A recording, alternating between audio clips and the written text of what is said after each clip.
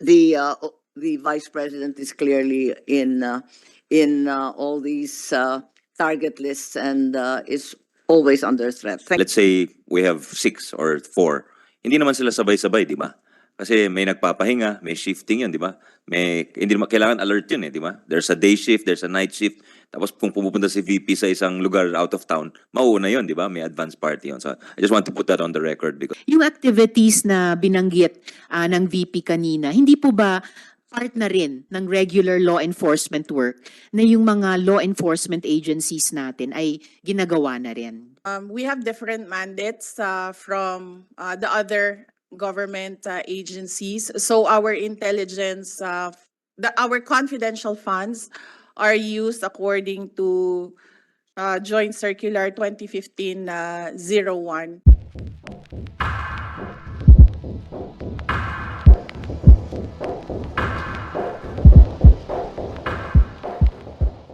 I've noticed that many of you are simply watching my videos without subscribing.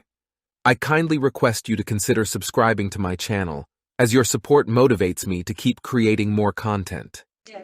So sorry.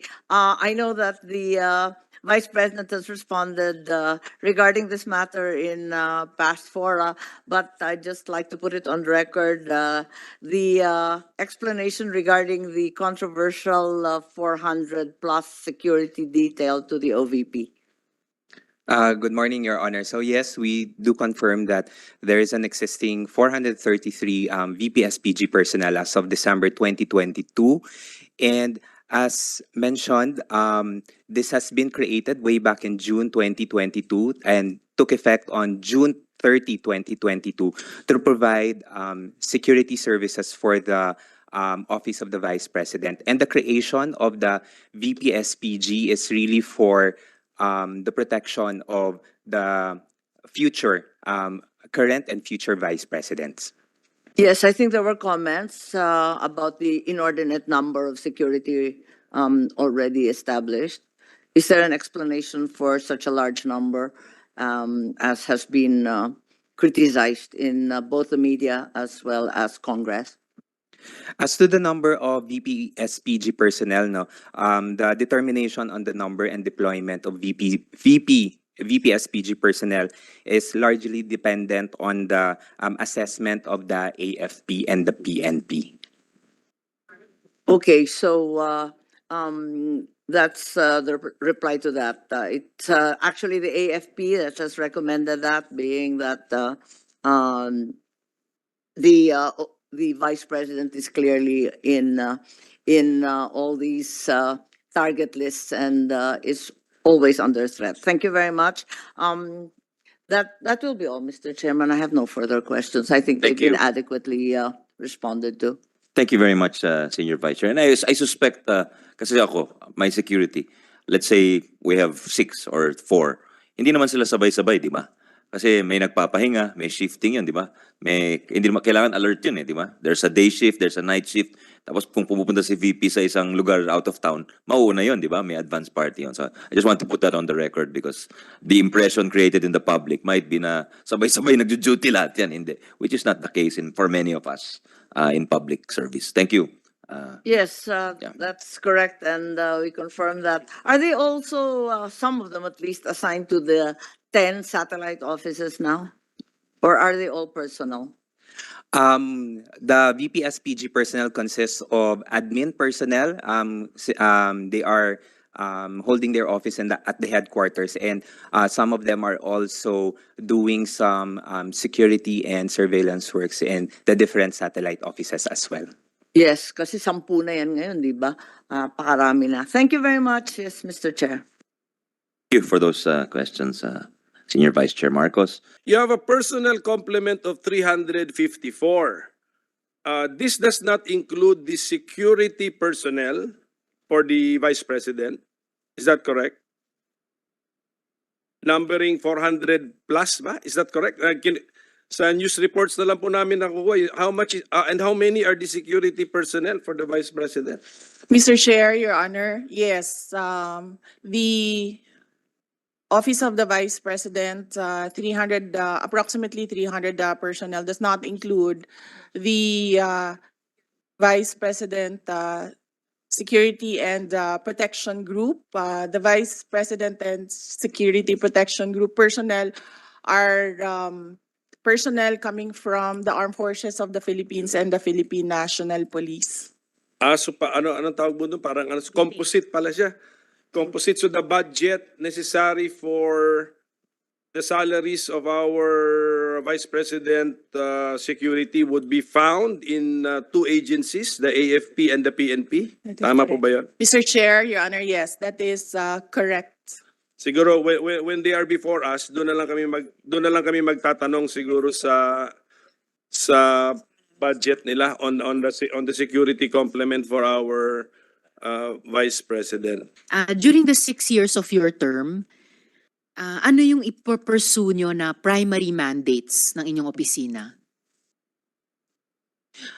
Mr. Chair, Your Honor, Yusek Lopez will answer the question. Mr. Chair, Madam Vice President, if you don't mind. Thank you. Tungkol po, sorry, Chief of Staff. Mr. Chair, it's a general question kung anong primary mandates ang ipupursue ni VP during the 6 years of her term. So kung maaari po si VP ang sumagot. Yes, Mr. okay. Chair. Yes, Salamat tayo. Yes, there will be only two permanent projects that we will leave in the Office of the Vice President. One is the permanent office and residence of the future Vice Presidents. The second is the Vice President's Museum. And yes, that's two. And then the third is the omnibus law about the charter of the Office of the Vice President. So that's three. Salamat kayo, Madam VP.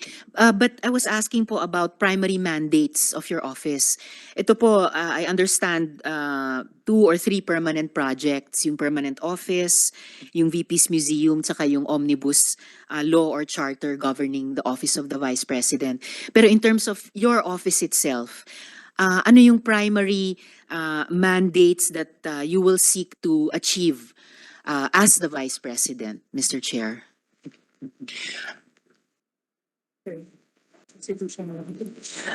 The strategic direction is to institutionalize and implement socioeconomic services and key programs towards nation building in support of the 8-point socioeconomic agenda of the Office of the President and his direction and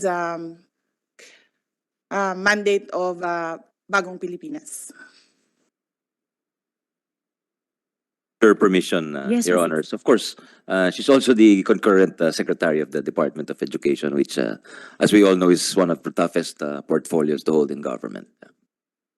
Yes, thank you, Mr. Chair. Sigurado, it's one of the toughest portfolios to hold in government, pero nakikita ko po concurrent yon sa pagiging VP. So, hiwalay pa po yung primary mandates ng DepEd, which I'll ask in the other hearing later, but may iba pa pong primary mandates yung Office of the Vice President.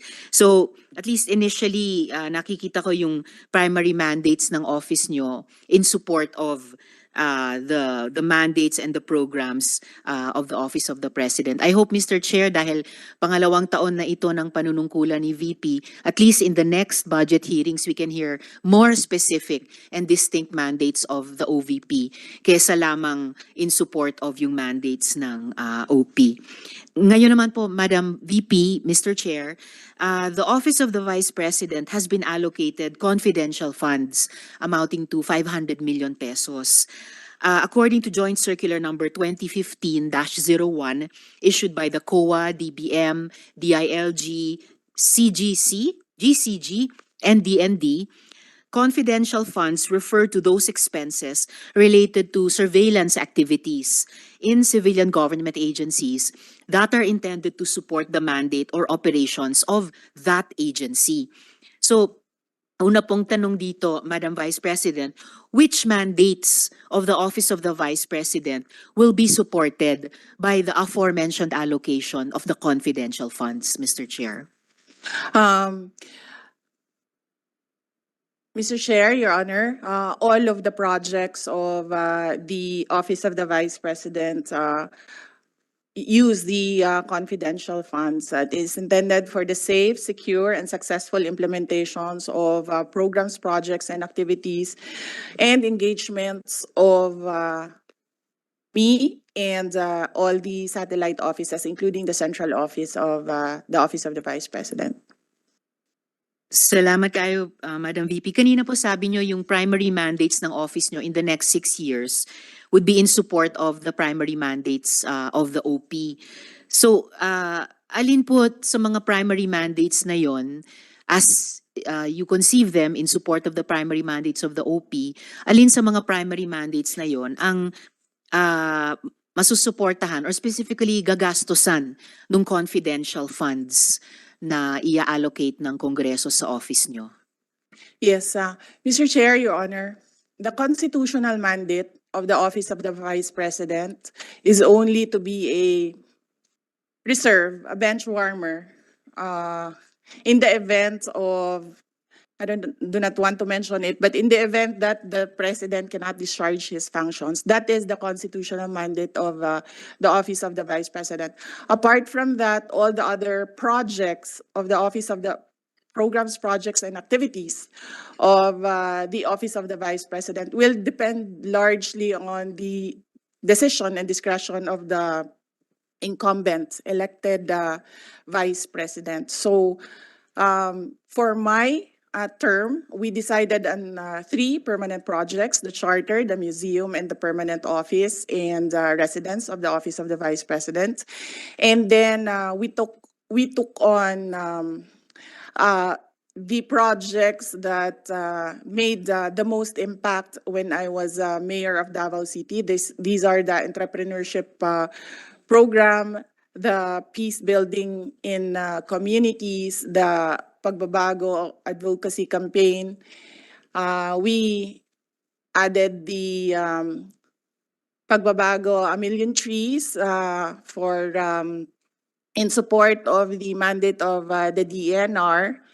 And then we have the Pansarap program in support of the Department of Health and the Department of Education. And then we created the Disaster Operations Center in support of NDRIMC and all those local governments who are asking for help from the Office of the Vice President when there are calamities or emergencies in their localities.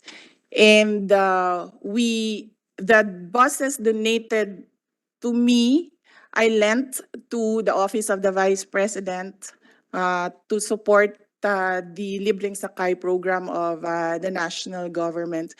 In addition to that, I discharge the functions and the duties of the Secretary of the Department of Education. And in addition to that, I was tasked by the President to co-chair the National Task Force on Ending Local Communist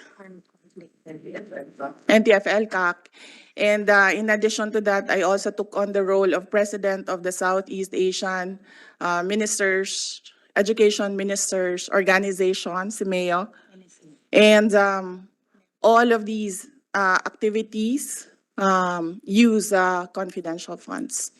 Mr. Chair, Madam Vice President, so nasagot nyo na yung follow-up question ko. Kung ibig nyo pong sabihin, lahat nito, starting with the bench warming and being a reserve, and then yung entrepreneurship program, yung peace building, yung Pansarap, yung Million Trees, yung Pagbabago Advocacy, yung Disaster Operations Center, yung Libreng Sakay, and yung binanggit nyong 3 permanent projects, the permanent office, the VP's Museum, and the Omnibus Law or Charter. Bawat isa sa mga ito, gagastusan ng confidential funds ng opisina nyo?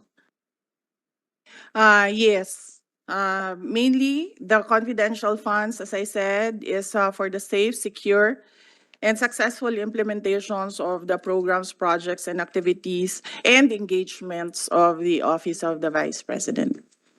Salamat. With your Yes, Mr. permission, Chair. Your Honors, I just want to acknowledge, might forget the presence of our minority leader, Senator Koko Pimentel, and one of our committee vice chair, Senator Francis Tolentino. Morning, Your Honors. Go ahead, thank you. Sorry. Yes, Mr. Chair. Yes, ma'am. In addition, Mr. Chair, Your Honors, in addition, there are times when the president is on official travel abroad. I chair the executive committee, which is the caretaker of the office of the vice president. This is an additional dagdag trabaho sa lahat ng mga trabaho na mention ko po. Of course, Mr. Chair, Madam Vice President, yung ibang items na binanggit ni Madam VP na gagastusan di umano ng confidential funds, specifically ng OVP, tulad ng sa DepEd, sa NTF-LCAC, sa CIMEO, pati yung Executive Committee pag wala si Presidente, malamang sa hindi, may sariling confidential funds na hindi na ginagastusan ng confidential funds na hinihingi ng Office of the Vice President. So, Madam Chair, VP, Mr. Chair, furthermore, the joint circular I cited provides that confidential funds can only be used for a limited range of purposes, such as the rental of transport activities related to confidential activities. So in broad terms po, saang mga activities na enumerated sa joint circular gagamitin yung confidential funds? Just to refresh our memory, dun po sa 2015 joint resolution na yon, confidential funds can only be used for the following expenses: purchase of information necessary for the formulation and implementation of programs, activities, and projects relevant to national security and peace and order, rental of transport vehicles related to confidential activities, rentals and the incidental expenses related to the maintenance of safe houses, purchase or rentals of supplies, materials, and equipment for confidential operations that cannot be done through regular procedures without compromising the information gathering activity concerned, payment of rewards to informers, and uncovering and preventing illegal activities that pose a clear and present danger to agency personnel or property or other facilities and resources under the agency protection, done in coordination with appropriate law enforcement agencies. So, saang mga activities po na ito enumerated sa joint circular ay gagastusan ng confidential funds ng office nyo, Mr. Chair? Mr. Chair, Your Honor, it varies. Not all the activities are the same for each day and each month. The liquidation of the confidential funds includes the enumeration of the use the Office of the Vice President. The confidential funds report, the joint memorandum circular requires the confidential fund report submission to the Office of the Vice President, the Senate President, the Speaker of the House of Representatives, and the Commission on Audit. And we submitted the list of activities to these offices. Thank you, Madam VP, Mr. Chair. I'll get to the liquidation end report also later. So just to clarify, Madam VP, since confidential funds refer to those agencies related to surveillance activities undertaken by civilian government agencies, ibig po bang sabihin na yung opisina ninyo will be gathering intelligence on certain subjects or entities in support sa inyong mandates o mga operasyon, Mr. Chair?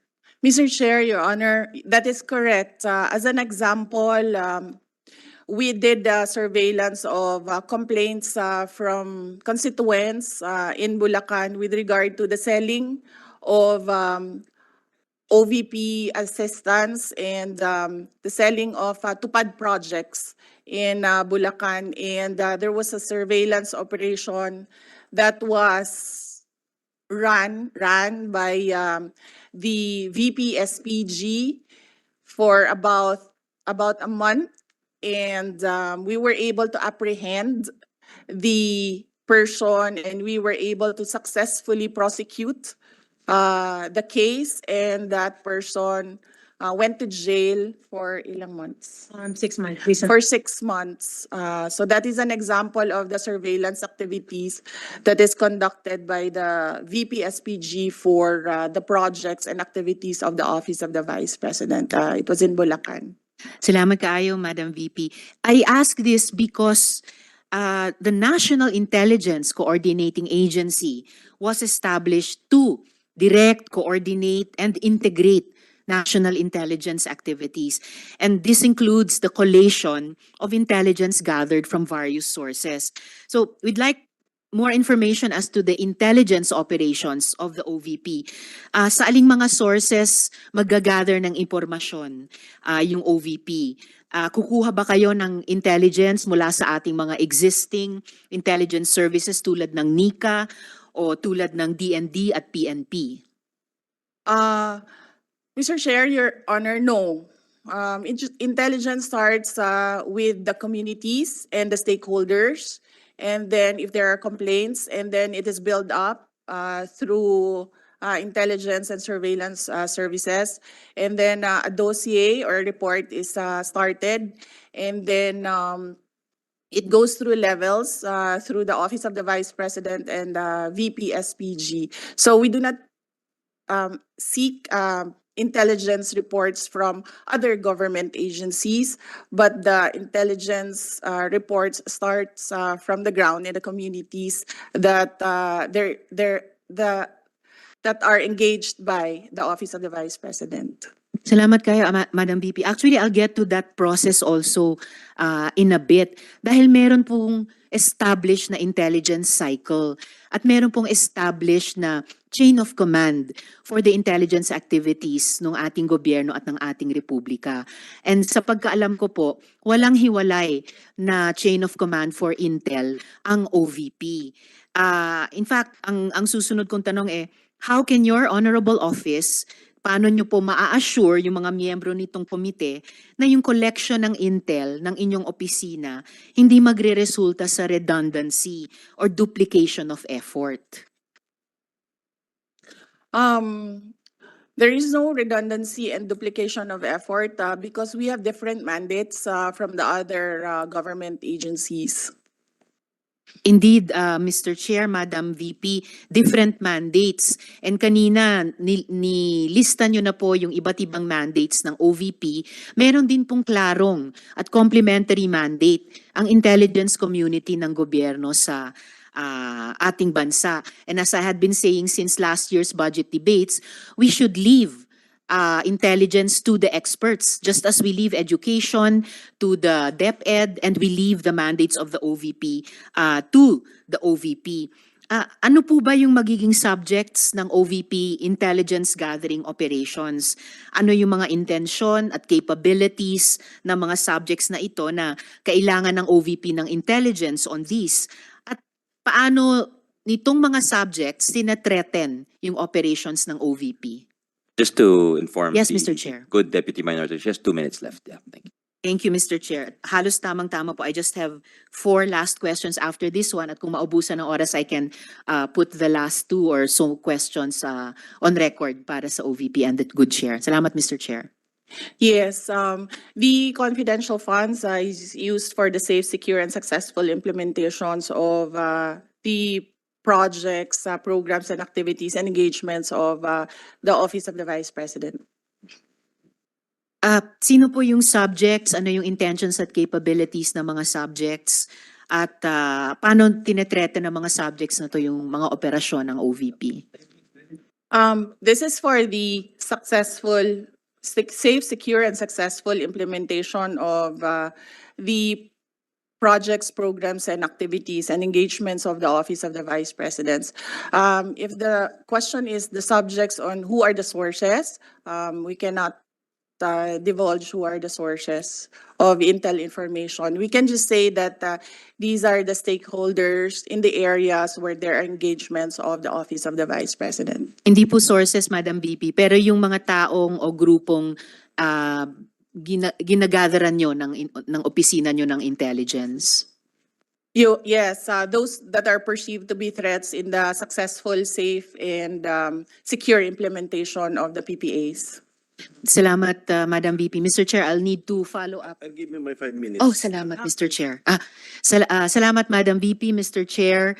I'll need to pursue that in greater detail than is being made available right now. Doon na lang po sa plenary. Madam VP, paano po ire-recruit ng OVP at ite-train yung mga intelligence operatives at agents na kakailanganin ng office para i-gather yung impormasyon para sa intelligence collection plan? Hanggang saang extent magre-rely ang OVP sa HUMINT at sa CGINT para sa information collection requirements ng office? Again, with your permission, Yes, Mr. Chair. just want to acknowledge Senator Jingoy Estrada, also Committee Vice Chair, as well as Senator Bato de la Rosa, also Committee Vice Chair. Good morning, Your Honors. Yes, go ahead. Thank you, Mr. Chair. Yes, thank you. Mr. Chair, Your Honor, the Vice Presidential Security and Protection Group coordinate with the Philippine National Police and the Armed Forces of the Philippines. Unfortunately, however, the commander of the VP SPG is not present here this morning. Salamat kayo, Madam VP. So, dun sa sagot na ang VP SPG coordinates with the PNP and AFP, ibig po bang sabihin ang OVP ang magre-recruit and train na mga operatives at ahente, or yung PNP at AFP ang magte-train sa mga operatives at ahente ng OVP? Mr. Chair, Your Honor, unfortunately, I cannot answer the question. The commander of the VP-SPG, we failed to include him in the list of the resource persons this morning. Yes, Mr. Maybe Chair. we can, if you can put your questions in writing, we could submit it to the Office of the Vice President, and maybe, if possible, if they, because some of these matters are quite sensitive, so you can give them in executive session, or you can give them in a sealed envelope in writing. That's at your pleasure, Madam Vice President. Yeah. Mr. Chair, Your Honor, we can easily do that. We can ask them to submit to the Secretariat of this committee. Salamat kayo, Madam VP, and salamat, Mr. Chair. I look forward to that information to be submitted in writing to the committee through the chair. And I'm glad na marinig tungkol sa coordination sa PNP at AFP dahil sila yung dalawa sa primary na halimbawa na may expertise sa Intel at may mandate sa Intel at gumaganap ng ganyang mga mandates in coordination with civilian agencies, including the OVP. And I look forward also, Mr. Chair, dun sa mga sagot tungkol sa HUMINT at CGINT na gagamitin either ng OVP or OVP in coordination with PNP and AFP. At Madam VP, paano i-collate ng OVP, isa-store, ika-catalog, isa-search through yung intelligence na kukolektahin? At anong IT infrastructure ang kakailanganin ng office nyo para sa purpose na ito? Yes, Mr. Chair, Your Honor, these are confidential matters which we cannot divulge in open session. Thank you. So if possible, Madam VP, Mr. Chair, maisubmit din in writing to the committee through the chair?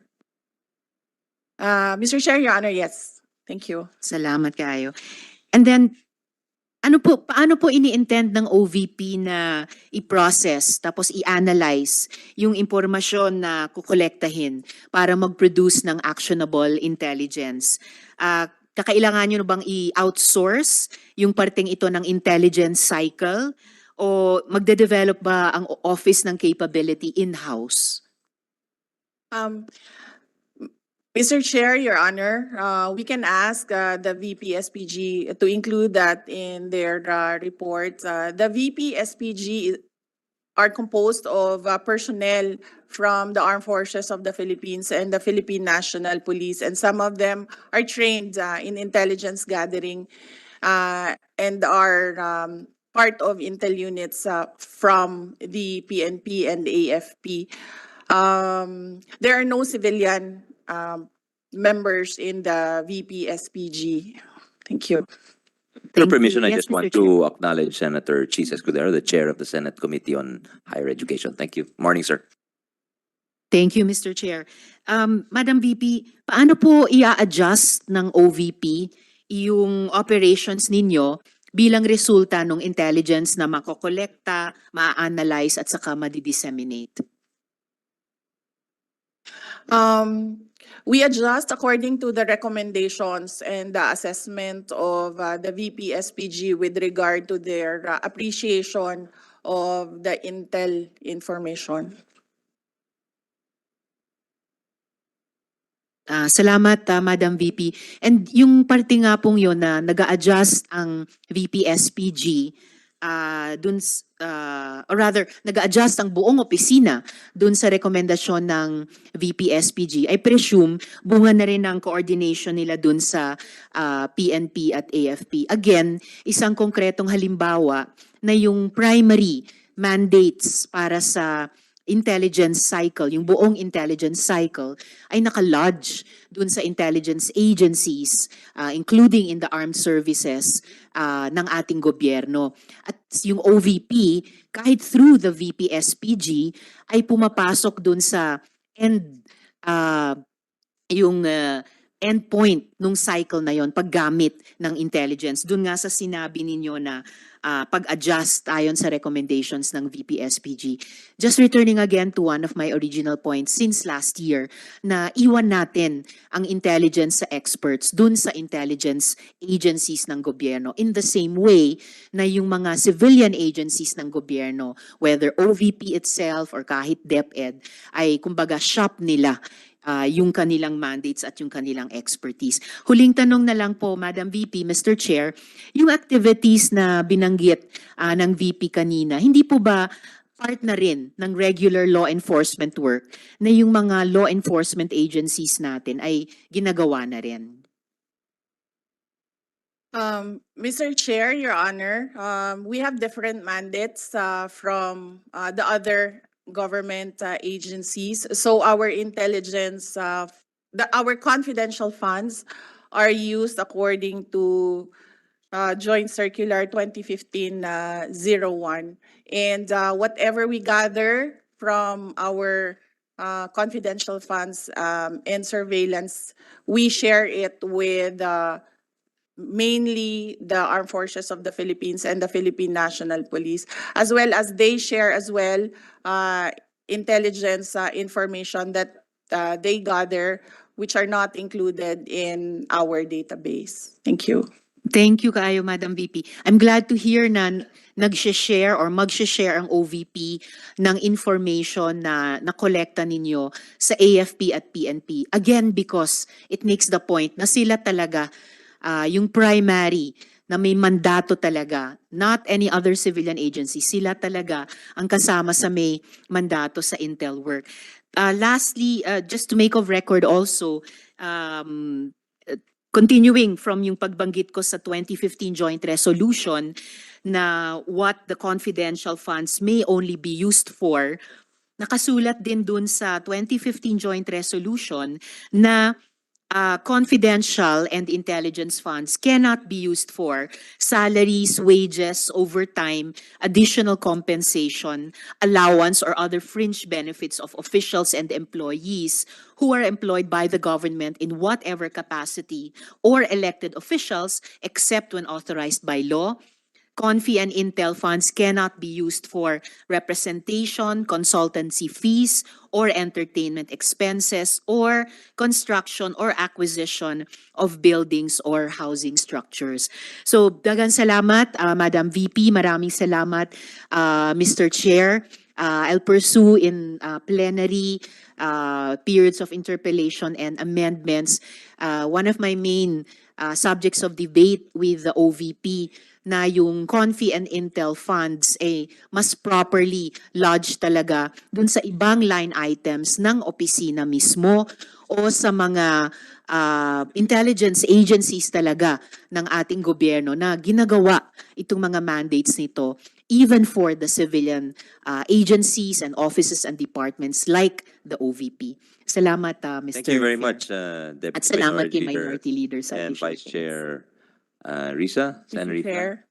Yes, Yes. yes, Vice President. Mr. Chair, Your Honor, the Office of the Vice President can only propose the use of confidential funds based on Joint Circular 2015-01, but we leave it to the decision and discretion of the members of Congress who has the power of the purse to decide whether to grant confidential funds to our office. We can only propose, but we are not insisting. We can live without confidential funds. But of course, our work will be much easier if we have the flexibility of confidential funds in monitoring the safe, secure, and successful implementations of the programs, projects, and activities of the Office of the Vice President. Thank you. Mr. Chair, Thank you, Vice President. Yes, yes, thank you, Senator. Kayo, to Madam VP and to Mr. Chair. And for sure, Congress will continue to exercise that power of the purse, both para suportahan yung mandates ng OVP, lalo na sa mga line item programs, activities, and projects, and also properly allocate yung CONFI and Intel funds, lalo na sa mga intel agencies ng gobyerno.